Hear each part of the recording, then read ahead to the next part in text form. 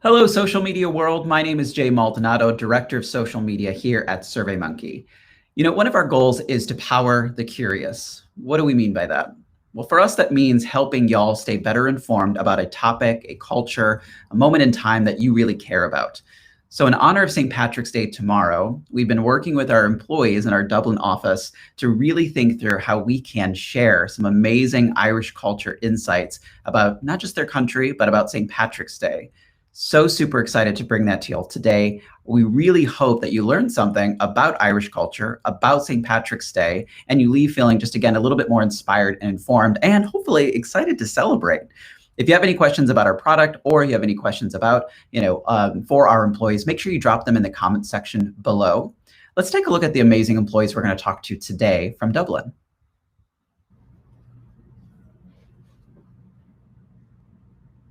So without further ado, we're going to bring on our amazing panel members here today. We've got the amazing Colin, Therese, and Carolina who are joining us all the way from Ireland. Please welcome Social Media World, these amazing fine folks who are here to bring on a lot of just phenomenal insights about all things Irish culture. Hi, friends. Hello. So good to meet y'all. Well, several of y'all I've met. Thank you so much for joining us today. As you probably heard me say right before this, the goal of this little moment here is to really bring a lot of, I would say, insights and knowledge to the rest of the world about all things Ireland, Irish culture, St. Patrick's Day. So really a phenomenal opportunity for us to learn and knowledge share about your culture and allow people to know more about it. So super excited today. So happy to be rocking green. Thank you so much for, cluing me in that, wearing green is very much a big thing to do. To celebrate all things Irish pride. And I can see y'all are really taking it seriously too. I see a blanket, I see t-shirts, we've got our names in green. If we are not going full extreme into Irish pride today, I don't know what we're doing. So welcome. We're gonna start with some introductions. So let's kick it over with Carolina. If you wanna just introduce yourself and tell us a little bit about who you are and what you do at SurveyMonkey. Yes, yeah, my name is Carolina Brennan. I am a solutions engineer in the Dublin office. I work directly with our wonderful sales team. I am originally from Brazil, but I have been living in Ireland for almost 14 years now. I am married to an Irish man, and I have a wonderful 5-year-old, which is half Brazilian, half Irish. Wow, that's amazing. What was your first perception? I'm just curious, like what was your first thoughts when moving from Brazil to Ireland? Well, it was very different for me. I remember when I landed in Dublin airport and people have warned me before, oh, it's a small island. It's you're probably going to see some cattle on the fence when you land in Dublin airport. But I remember on my way from the airport into town, and it was like going through a fairy tale book. Like it's so different, and it was incredible, and it has been incredible ever since. As opposed to that really small island, Brazil. Yeah. As opposed to that small one. Well, it's great to have you. Therese, do you want to introduce yourself? Yes, I'm Therese Bosson, Customer Operations Manager based in Dublin. I am a mother of 3. I have an 8-year-old daughter and I have 2 sons, 16 and 18. I am married to a New Zealand man, actually, and spent 8 years in New Zealand. But after I had my children, I wanted to bring them back to Ireland and rear them here. So I had 8 years in a beautiful country, but just always longed for home. And nothing wrong with that. Well, it's great to have you, Therese. And then Colin, tell us a little bit about yourself. Yeah, hi guys. My name is Colin Oliver. Born and raised in Dublin. Look after demand generation in EMEA for SurveyMonkey. And from a personal background side of things, piano player by trade, but turned marketer. So great to be here. Thanks for having me.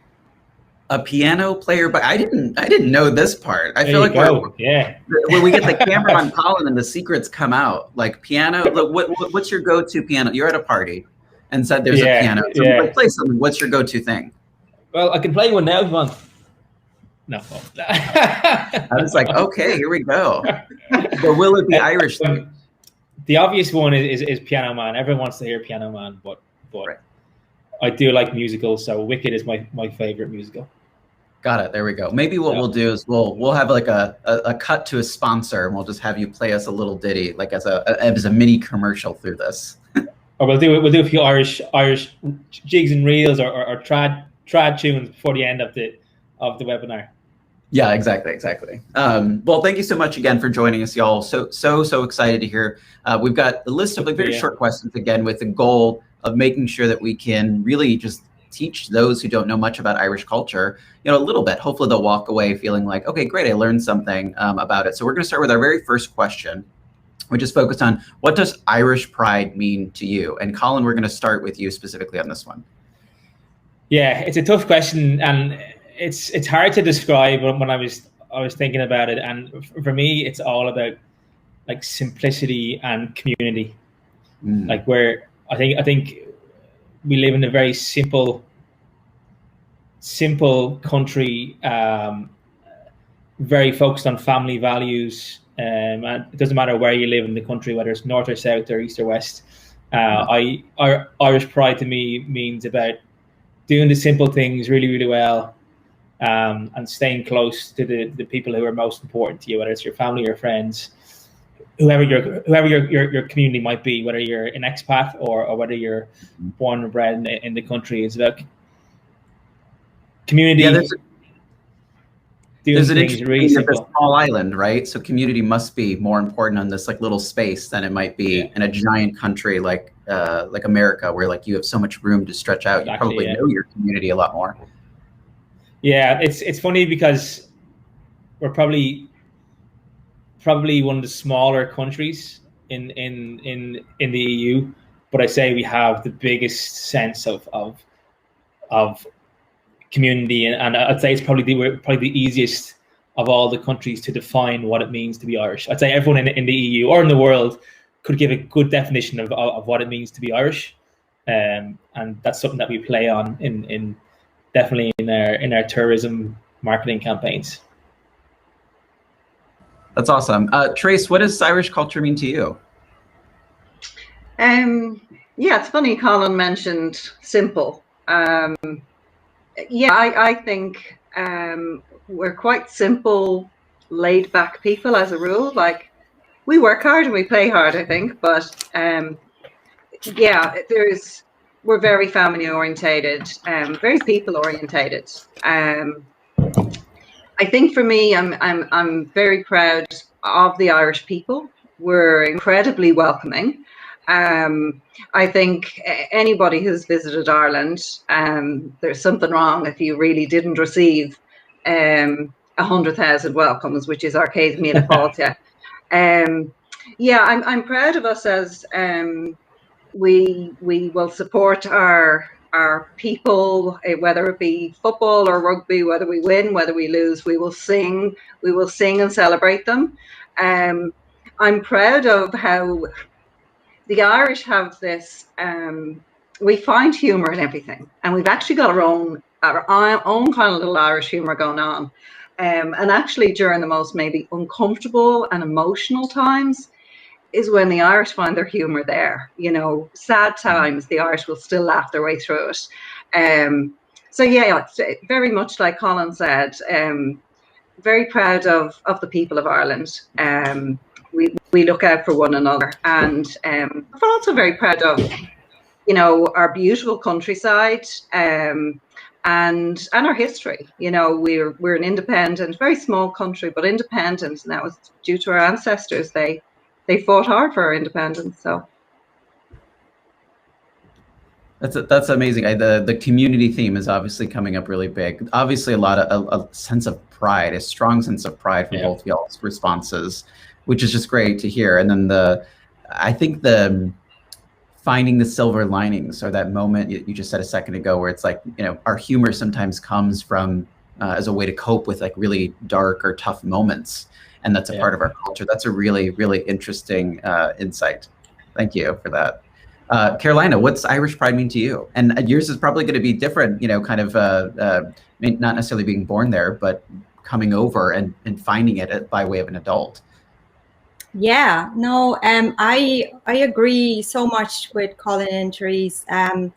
The I was even going to mention the 100,000 welcomes. I had the Irish prepared, so I need to pronounce that properly. I'm going to skip that altogether. But that's exactly how I feel in Ireland. I feel because of the sense of community is so great in here. I feel like I belong here. And I actually have an interesting story about, I was reading one of a social media post a few months back, and there was this Brazilian student. He was telling the story that he was running late for a class for his English course, and he was so late that he was running on the street, and he got so emotional when he got to school, and he was like, wow, nobody stopped me. Nobody thought that me running on the street was a suspicious thing to do. And then he said that the very same day he rung home, and he said to his mom, I'm never going back home. I'm gonna stay here forever because I feel so safe, and I feel that people here, even with the past, like Ireland has a very difficult history if you think about the conflict and the famine, and people here are so, in a way, they're so pure in how they welcome people to the country. And at the same time, I'd say there are more Irish people outside of Ireland than in Ireland itself, and that speaks a lot about how free spirited and open-minded this people in this country are, and to me this is everything. It makes me feel like the country and the culture is really rooted in having a big heart. Like, to me, I think when all of y'all said like the welcoming, right? To me, like that's a cultural insight that's like really approachable. Like, it makes me feel like if I were just to visit tomorrow, it could easily just start talking to somebody and feel that kind of connection, or feel like that person was representing their culture, and I think just warm in general. That's an amazing culture. And as somebody who's traveled a lot, what I can say is you don't always get that. Sometimes it's really difficult when you travel to just kind of really immerse yourself into a culture and feel like, okay, cool, I'm learning, and I'm picking up on the nuances of the space that I'm in, and I feel welcomed, right? So it's great to hear that, at least from your perspective when you landed, it was like, yeah, it's not just Colin and Therese saying, yeah, we're very welcoming. I've lived that. I moved when I came here. It was very welcoming from day one. So it's really it's amazing to hear that. Big heart country, it sounds like. Big heart. Yeah. Let's move on to our second question, and we're going to start with Trace with this one. So Trace, what's something about Irish culture that you wish more people knew about? Well, I guess, we've talked a little bit there. The Irish culture is very much about people, but from side, I think a lot of people just see the Irish and, pints of Guinness, and, there's a reputation that's there. And I think for me, there's a lot more to Ireland than that. For sure, it's a part of our culture. Pubs are a part of our culture, not just necessarily alcohol, and that comes with the community thing, that comes with we talk a lot. We like to talk, we like to socialize, we like people. But I think I probably mentioned it a little bit earlier, and Carolina mentioned it too. I'm proud of our history. We've had a tough road. We're not these friendly, welcoming people because life has always been easy for us. Quite the opposite. And I'm proud of that. And I'm not sure that maybe a lot of people know that. We're a very old country, and people see us as, I think, an extension of England or of the UK a little bit, and we're not. We're definitely not. In fact, if people really wanted to get, an idea of the Irish culture, they could head over to parts of our Gaeltacht areas, you know, predominantly west or whatever. And there's areas of Ireland that we still speak in Gaelic, in the Irish language. A lot of the road signs and things like that are still the Irish language. So I think that's something that more people, you know, head out of Dublin, get to the coast, go see Ireland. I think that's more like that I'd like to see. Not just you'll see the people stuff wherever you go. You'll have the fun or the Irish crack wherever you go. But there's a lot more to it. There's like, you know, over 30,000 castles or castle rooms in Ireland. There's lots to see. We're a small island. You can be in a city, you know, and a few hours later you could be right on the other side of Ireland, right on the coast. I mean, it's there's lots to Ireland rather than just the friendly Irish people who drink a lot. Well, that's really great to know. Not just like, hey, we do more than just drinking or more than just Guinness, but then also I think one of the things you kind of noted is like understand the distinction between us and, you know, England, because we're not the same thing. We have our own culture, we have our own history, and so perhaps blending us together, well, probably not intentionally disrespectful. You know, there's probably you could do better by learning our culture, right? A little bit more, and not just kind of like putting us together, for sure. And you're right. I'm not assuming that that Katie Taylor is English, because she's not English. She's born and bred in Wicklow. That's one of the things that everyone always gets peeved off with, is Irish athletes who are assumed to be English. Oh, sure, absolutely. Yeah. Carolina, what does you know, something that you wish more people knew about Ireland? Well, to me, when I arrived here a few years ago, everything was new to me. There were, of course, a few things that I knew about Ireland, and most common things that you hear, of course, the drinking culture and some of the story of Ireland as well. But there's a few things that I noticed here that are made a bit more prominent than they would be in my country, for example. I notice in Ireland, people have their friends from their early childhood, and they're still friends until they're adults, and you know, and even after they're very old. So this is something that, for me, from my experience, I moved a lot throughout my life. I've lived in many different places, and here, even sometimes I found that it was a little bit hard to break into a group because they've known each other for so long, and it's quite beautiful in a way, but it's at the same time it can be a bit intimidating, but this is not a bad thing. I got some other pieces of, you know, things that people might not know. I didn't know up until I came here. Che Guevara, which is one of my absolute heroes of all times, he has Irish roots, and I thought it was amazing. I was like, that makes a lot of sense. And the footballer Pelé as well, he got this nickname from an Irish priest, because I think Pelé in Irish means ball. So not a lot of people know that, which is a nice reference to my country as well, because there's a big personality there. And Ireland itself is such a beautiful country.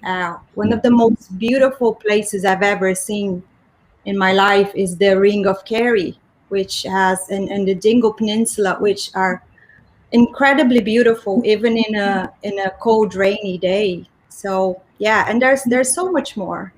Yeah. My favorite thing is, as you're kind of talking about the things that you've learned when coming over here, I'm like looking at Colin and Trace. We're like, that's right. We have that, and yes, that's that. And also fascinating, because I had no idea about the, like, you know, the blend of, like, you know, mentioned like football and, you know, the origins of the name. That's fascinating. Thank you so much for sharing that. It seems like there's like this community sense that you keep bringing up, and you mentioned, because so many of the individuals there, they're still good friends with the kids they grew up with, right? Which, you'll find that in, I think I would say in America, you'll definitely find that in many areas in America, but because the country is so big, people will start branching out to other areas of the country and they'll make new friends, and they might still stay in contact with a lot of their childhood friends. But it sounds like because the island is so small and the culture is so rooted and, in staying close together, everyone knows everyone, right? And so I think that's probably, I would imagine, how you keep this big heart that we talked about that Ireland has alive, right? Yeah. And I'm seeing this happening with my own child, because we live in a state and there's loads of children more or less the same age as her. Yeah. And you can see that, like, if we're all going to be living here for the next few years, these kids are going to be friends for life, and it's amazing. Yeah. Well, start working on your Netflix documentary series now. I can see this being award-winning, following these kids as they grow old together. That'll be amazing. Colin, what is something that you wish more people knew about Irish culture? Yeah, it's kind of carrying on from what Therese and Carolina said. That I think it's kind of bittersweet, because in the last year with the pandemic, I've seen more of Ireland than I've ever seen in my entire life. So we live in a massive city, 1.5 million, I think it is, in Dublin. Very high tech, most connected, highest level of technology investment in any of the EU countries. But yet we're kind of stuck in that bubble, and have been in the Dublin bubble. And Dublin is definitely one part of Ireland, but there's so much more than just Dublin. And for 33 years, I completely neglected a lot of the beauty of the other parts of the country, because I had the ability to go to Thailand or Las Vegas or France or Germany at the drop of a hat. And albeit I knew Dublin had Ireland had a lot of beautiful places that in fact I hadn't seen any of Ireland in hindsight. Whereas now with the lockdown, it's forced people to actually become a little bit more simple and appreciate the stuff that they have in front of them. As cliche as it sounds, all you can do is we can't travel abroad. So we had to actually start looking for excitement in going down to Wicklow or Kerry, or going up to Donegal or Belfast. And those staycations have shown everyone that, you know what, we don't need to have Las Vegas. We don't need to have Cambodia.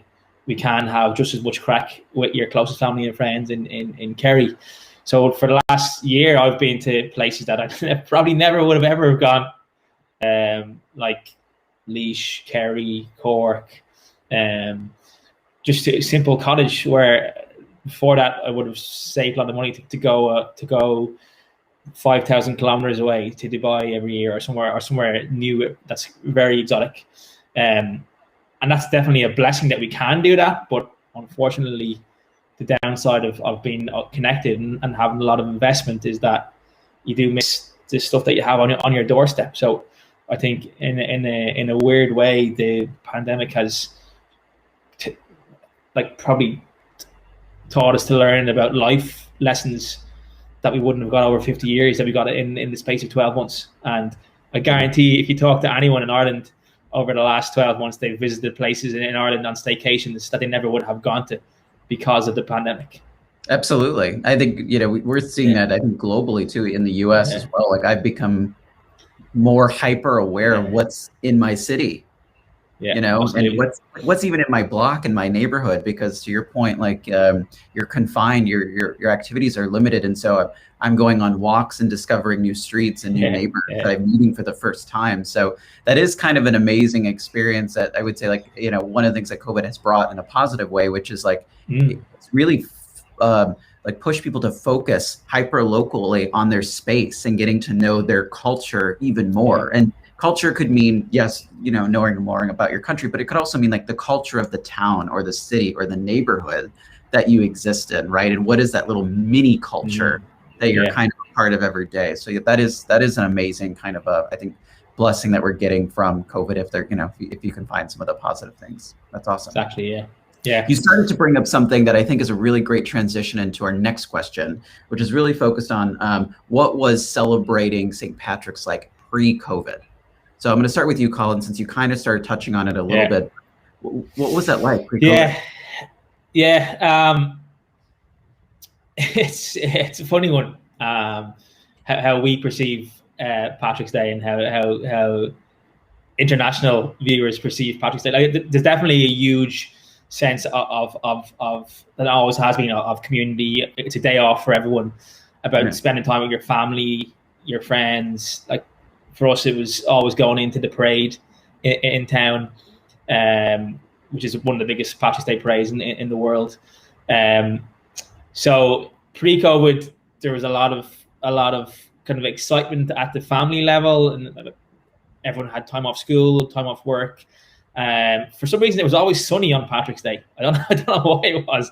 It was always sunny. Maybe it was St. Patrick putting a few spells on the weather. But we always definitely as kids and family up to about 18, you could spend a lot of time going in.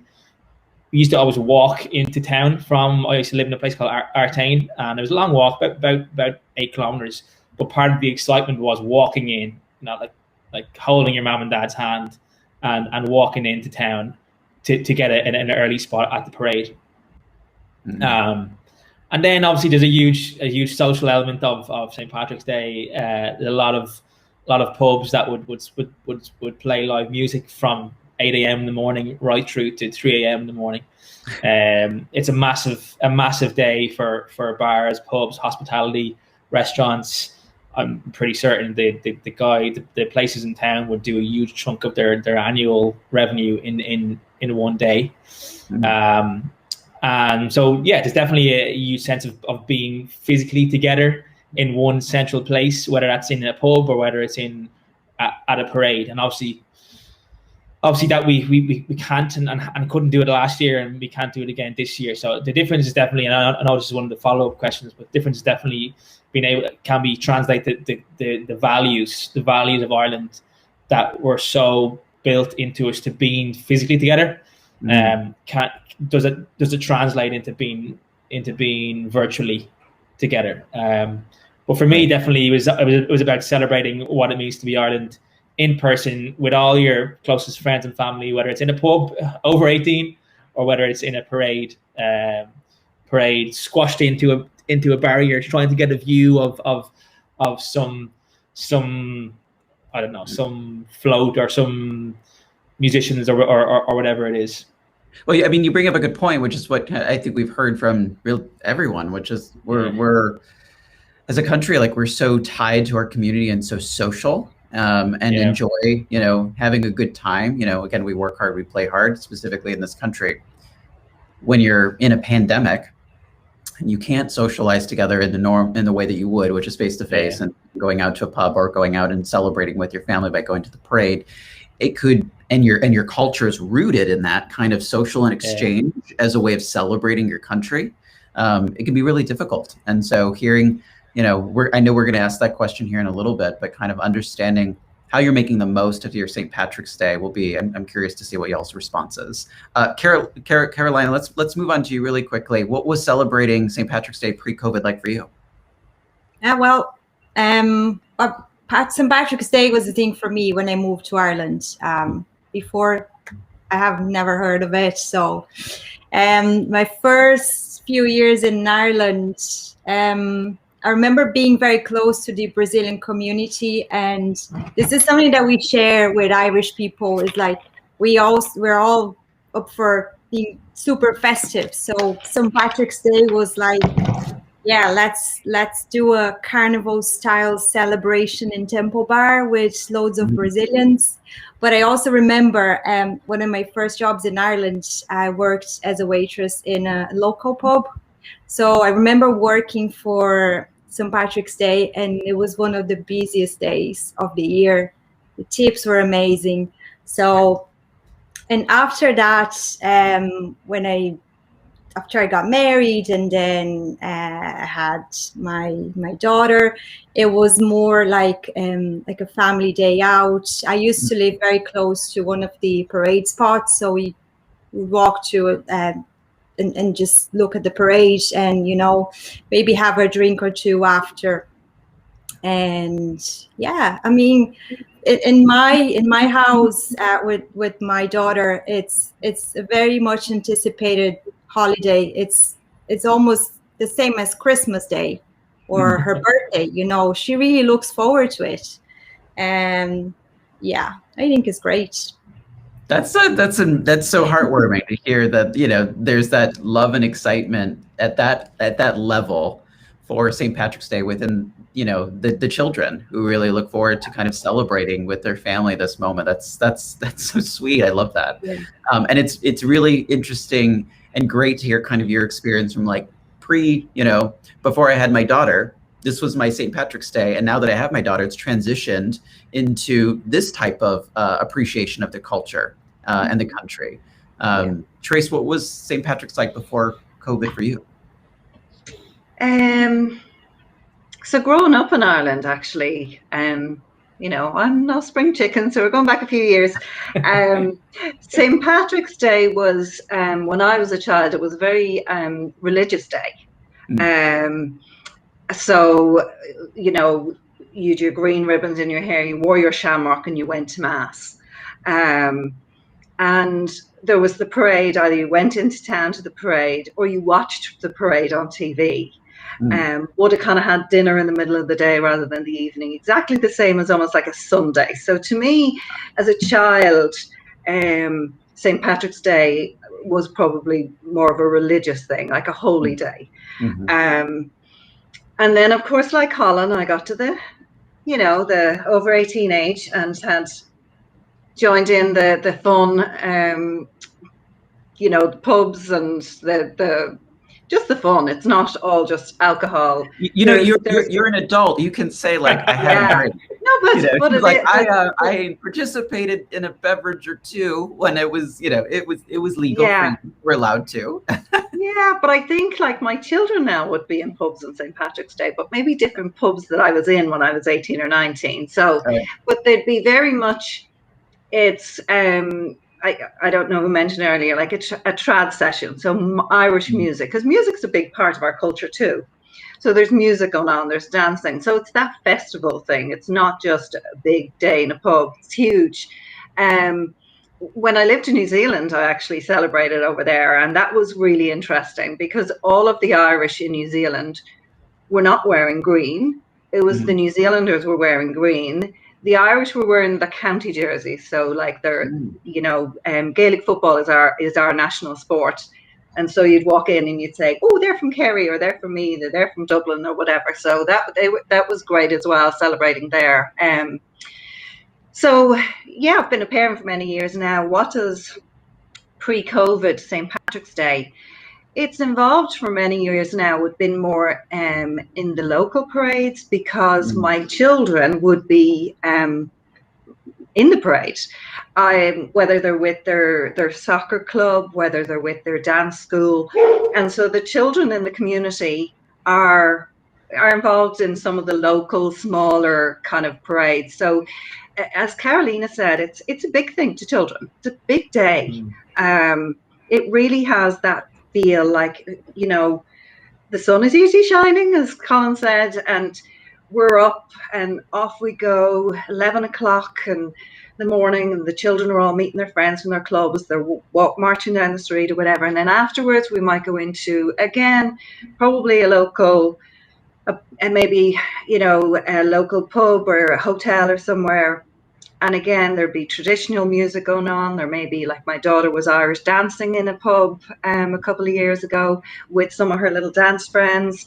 Yeah, so very different. For me, what my children have now to what we had was different, but it was still a big day. St. Patrick's Day is a big day. It's just changed a lot. Not just because you have children, but I'm sure over the years, the way in which you can celebrate has dramatically changed, right? And to see it, you know, I know the American version of what I see St. Patrick's Day is like, and it's of course really amazing. And this is one of the reasons why we wanted to bring y'all here and hear y'all's stories. Is of course, you know, there's more to it than just going out to a bar and, you know, having a beverage or two. To hear the family stories, to hear, you know, when I was younger, it used to be about going to church, you know, to hearing about like No, my daughter is just as excited as any other huge holiday, and they're so excited to learn about our culture. They're so excited to, go to the local community parade and be there. I think those are the things that it's really amazing to hear, people not from Ireland hear that there's more than just kind of the pub aspect of St. Patrick's Day, which is great. Really, really phenomenal. That brings us to our last question, and something we've kind of lightly talked about. We'll start with Carolina, but what are your plans for this St. Patrick's Day? Like, what is I know we're limited by what we can do, but how are you making the most of it? I think we're gonna have the neighborhood together, probably do something for the children tomorrow. Maybe a little party, some music, some treats.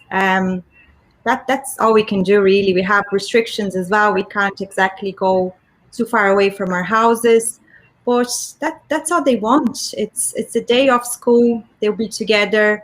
They will be celebrating, and at this age, they do understand a little bit about what the holiday is, St. Patrick's himself. So, yeah, really looking forward to it. So it's good. It sounds like at the very least, we can give that social aspect of St. Patrick's and kind of bring that to, which is like, while it's going to be our small little community, our neighborhood, around us, at least we're going to be able to take a moment to celebrate with a few other individuals and just make sure that like we're, enjoying. Yeah. So, yeah. Therese, what is St. Patrick's Day going to look like for you? Probably a little different this year. We're locked down. We can't go. We're not supposed to go further than 5 kilometers from our houses. So I think for me, tomorrow is just really going to be, it's day off school for children. So my teenagers are probably just going to sleep till God knows what time, because that's what they do. That sounds about right. Yeah, I think myself, my husband, and my daughter, I'm lucky enough to live within 5 kilometers of Malahide Castle, where we would go down quite a bit at weekends anyway. I grew up in Malahide, and I know every part of that, the grounds of Malahide Castle. So we'll probably go down there. The Malahide Castle dates back to about the 12th century. And then, you can spend many hours walking around there. It's on like 260 acres of parkland. So I'm lucky to have that on my doorstep. And I have a funny feeling I won't be the only one there tomorrow. There will be lots and lots of people taking advantage of the usually sunny St. Patrick's Day. Us Irish do like to get out and walk and hike and that kind of thing as well. So I think it's going to be more that side of things this year rather than the big parties and the parades. I mean, it sounds lovely. Wear a mask. It sounds absolutely lovely. And again, I love that it's, continuing to be rooted in, we're going to take this moment and learn. And even if you've been to the space many times, at least just taking a moment to continue to appreciate the fact that you have that. A lot of cultures don't have some of those historical spaces to kind of remind themselves of the journey that their country or space have been through. Or what I should say is, like, in America, it's you have to live in certain states to have that be accessible, right? So it's really great that y'all have that so close to y'all, especially knowing the restrictions you have with like even how far you can travel outside of your current perimeter. So, Colin, tomorrow, what are you doing, man? Yeah, similar to Therese, I think it's going to be about taking advantage of all the beauty and the place that we have in our local 5K. So myself and my girlfriend have planned to do a 5K walk. I live quite close to two well-known scenic places. One's called Clontarf, and it's a 5K walk to a place called Howth, one of the biggest natural harbours in the east coast of Ireland. So definitely getting out tomorrow to appreciate all the things that we have on our doorstep, and again, the encouragement from the lockdown and the coronavirus is that it's all we can do, but it's definitely more than enough, and we have all these beautiful things within 5K, and we should definitely appreciate it and embrace it. So get some steps in, get the 5,000 steps in, maybe 10,000. Get a takeaway beer, come back and chill out with a nice Irish fish and chips. Right. Well, it sounds like even still, there's the opportunity to socialize, safely, which is great, and then do something in your local community. Again, it may not be as big as it has been in years past, but that doesn't mean you can't. Your heart could still be in it, right? Like, what's your plans, Jake? Celebrate Paddy's Day tomorrow. I have a green head-to-toe onesie I'm going to wear all day. No, I wish. That sounds really comfortable, actually. Within my community, I don't really live I'm in a pretty like suburban area, so it's just a lot of homes. There's not a lot of like businesses and pieces, and I don't actually know what our neighborhood is going to be doing. I have a very I live in a neighborhood of like a lot of young parents. So I'm sure that I'll see a lot of kids kind of running around. It's actually quite beautiful. I'm in Atlanta, Georgia, but it's actually quite beautiful and warm right now. So we're seeing a lot of people kind of go outside, again, wearing masks and being safe. But it's really great to kind of see the world start to open up again and people kind of get excited. So I would imagine that, tomorrow I'm going to see a lot of that, a lot of kids outside kind of playing, most likely wearing green. In American culture, I can say, like, when we were growing up, you wore green on St. Patrick's Day. And I'm sure that I don't know if this is rooted in actually history, so y'all please let me know. But where I grew up, if you didn't wear green, you would get pinched, right? That was like the school thing. And I don't know if that originates from Ireland or if that's something like an American thing that we made up. But like, if you didn't wear green, you would get pinched. And so it was like, you knew, like, oh, St. Patrick's Day is coming up. What am I going to wear green? And if you forgot, you would have to go find a friend and say, can I have your green button? Can I have your, I'll wear your green bow. I don't care. I'll put it on. But like, you just didn't want to be caught not participating, very lightly. Wearing green isn't necessarily showing full on acknowledgement and appreciation of Irish culture. It's the minimum you can do, really. But the point is that there was at least this moment of acknowledgement, right? So that's how I think Irish culture has really, in a great way, had an impact globally. Because when you think about it from a US perspective, the fact that in the US, a huge country like ours, the fact that most schools and most places heavily acknowledge St. Patrick's Day, either in elementary schools or learning and education, even if it's just you wear green and St. Patrick's Day is, an Irish moment, we don't do that for all other countries. It's not like every country in the world we celebrate big historical moments of their time and a calendar year perspective. So I think that just goes to show you, the true love and the true how widespread St. Patrick's Day really is and Irish culture really is globally, which is really interesting. And also one of the only countries who has a definite date or meeting with the US president every year. So our Taoiseach has a defined, confirmed date every year to meet and speak about policy and how they can work better together every year on St. Patrick's Day, which is huge in itself. Yeah. Well, now I have to know, because I brought this up just a second ago. So if you don't wear green growing up as a child in Ireland, is that a thing? Would people be like, what are you doing, man? Is it a thing? I don't might pass that one on to the girls. Well, yeah, if I do remember in school, would people look at you weird if you weren't wearing something that didn't acknowledge the day? It doesn't have to be green, but maybe it's like a local community, something. Like, would it be odd? Yeah. Well, we wouldn't have been in school, but I do remember being pinched if you didn't wear green. I will say, on St. Patrick's Day in Ireland, it's green. It's green. Yeah. I will say, growing up, my mother was very, very fussy that we had our little badge or our piece of shamrock, or we had something. So that we had something, and she would have made sure every year we acknowledged it. Even when we maybe got to these like kind of teenage years where we, things we were too cool for certain things, but still like to acknowledge St. Patrick's Day with a piece of shamrock or something. So, but I don't remember getting pinched if we didn't wear green. Okay, good. So maybe that's an American culture thing. We need to break, because I can tell you it was a traumatizing experience, because I do remember a couple St. Patrick's Day, like, it's slipping my mind, and like being frantic on the school bus on the way to school, being like, I don't have anything. I'm gonna get pinched all all day. But I do remember, you know, the idea. I think it's just so amazing and fascinating because I do remember my parents teach. I'm a Mexican American, but I remember my parents teaching me about St. Patrick's Day, and you know, just the acknowledgement of like you're going to want to wear something green to acknowledge the fact that you are aware of this cultural moment. And so that's interesting to me again, that the fact that like in a Mexican American family, far from an Irish culture, is it's built even to their vernacular of like, hey, making sure that you're aware that this holiday exists, and they're going to talk about it today, and you're probably going to learn about it in your history class in school. So that's really interesting to me. So yeah, I think the Irish are all over the world though. We've a lot of people that left Ireland and are in America and different parts of the world. So that's probably what's helped drive it around the world.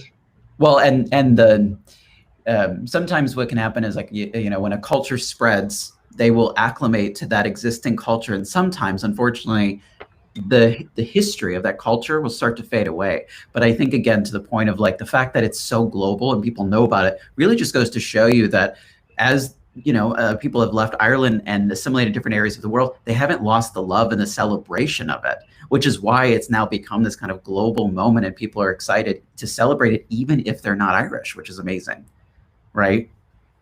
Thank y'all so much. This is amazing to connect with y'all. So excited to hear about all things that you're going to do tomorrow. If you're in the States or just watching anywhere globally, make sure that you're doing something to acknowledge, celebrate, or learn, continue your learning about all things, you know, Irish culture, which is really, I think, really the focus of what we're trying to talk about today, which is like, learn something, take pride in knowing a little bit more about Irish culture, even if you're not from this culture. Learn something you didn't know before. Hopefully, we taught you something. I know I learned a couple of things here today that I didn't know about Irish culture, which is phenomenal. I want to thank our guests so much, Colin, Therese, and Carolina. I really appreciate you taking the time. Have an amazing St. Patrick's Day tomorrow. And until next time. Thanks, Jay. Thanks, guys. Thanks, Jay. Bye. Bye. Well, thank you so much, everyone in the social media space. I can't say enough. You know, the opportunity to really bring cultural insights is really at the core of SurveyMonkey. You know, we really aim to power the curious. So if you're ever curious about Irish culture, ever curious about St. Patrick's Day, we really, really hope that this little moment allowed you to learn something about their culture, allowed you to know a little bit more about what it was like pre and, you know, kind of this year during COVID, how they plan to celebrate as a culture itself. And we really, really hope that this was, you know, insightful and educational for y'all. My name is Jay Maldonado, Director of Social Media here. If you have any questions about Irish culture, have any questions about our product, please leave them in the comments section. We'll get to you as soon as we can. Thank you so much and have a great day.